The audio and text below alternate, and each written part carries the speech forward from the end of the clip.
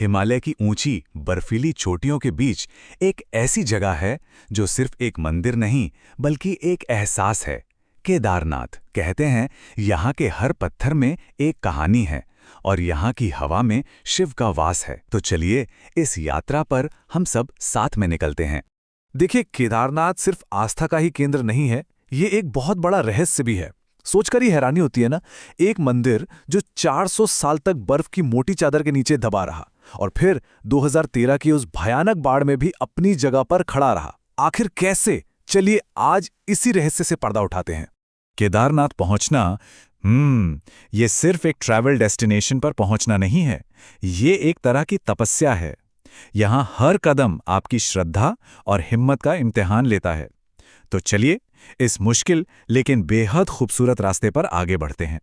तो हमारी ये यात्रा शुरू होती है ऋषिकेश के आध्यात्मिक माहौल से। फिर पहाड़ों में लगभग 10 घंटे की ड्राइव के बाद हम पहुंचते हैं सोनप्रयाग और यहां से गाड़ी का सफर खत्म और असली परीक्षा शुरू। गौरीकुंड से 16 किलोमीटर की खड़ी चढ़ाई, साथ में बहती मंदाकिनी नदी, और यही रास्ता हमें उस दिव्य धाम तक ले जाता है। 11,755 फीट की ऊंचाई, एक ऐसी जगह जहां हवा पतली हो जाती है और हर एक सांस की कीमत समझ आती है।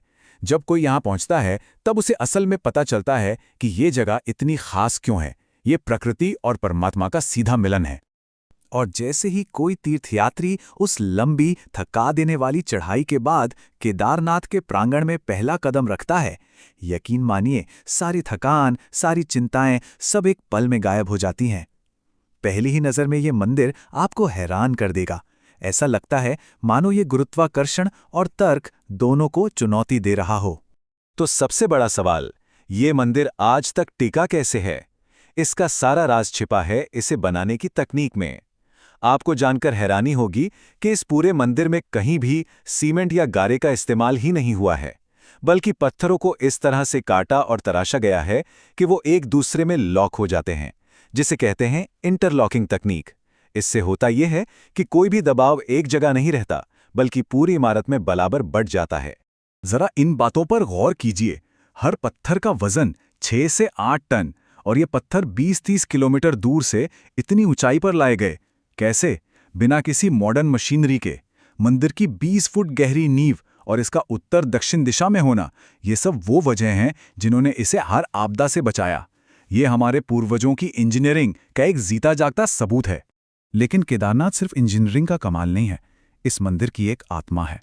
और इसकी जो अनोखी बनावट है ना, उसकी कहानी शुरू होती है महाभारत के युद्ध के मैदान से।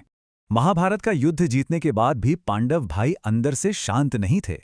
उन पर गोत्र हत्या का पाप था, अपने ही कुल के लोगों, अपने ही गुरुओं को मारने का पाप।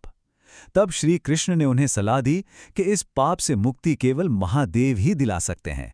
और बस यहीं से उनकी असली यात्रा शुरू हुई। पांडवों ने शिव को हर जगह ढूंढा, लेकिन शिव उनसे नाराज थे और मिलना नहीं चाहते थे।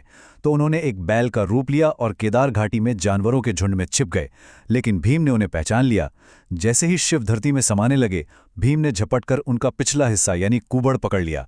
पांडवों की जिद और भक्ति को देखकर शिव प्रसन्न हो गए। उन्होंने दर्शन दिए और उन्हें पाप से मुक्त कर दिया।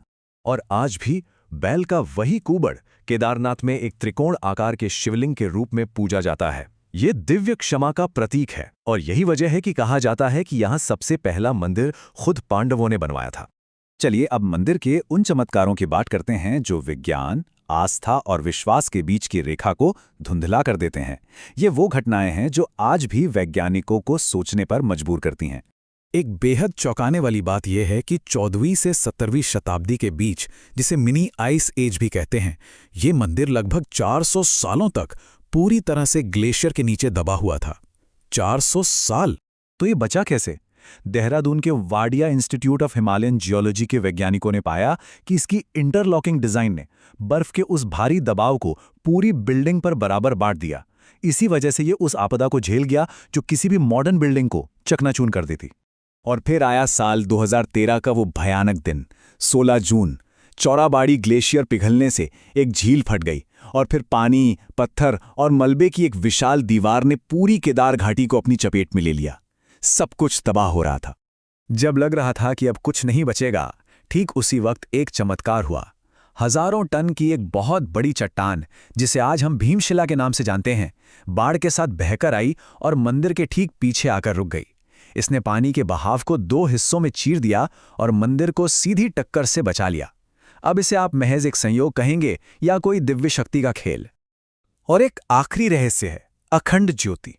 हर साल सर्दियों में जब मंदिर के कपाट 6 महीनों के लिए बंद होते हैं तो अंदर एक दीपक जलाया जाता है, और जब 6 महीने बाद दरवाजे खुलते हैं तो वो दीपक तब भी जलता हुआ मिलता है। -25 डिग्री तापमान में बिना ऑक्सीजन के सप्लाई के ये कैसे मुमकिन है? इसका जवाब विज्ञान के पास भी नहीं है। तो आखिर में इस पूरी यात्रा से हम क्या सीखते हैं?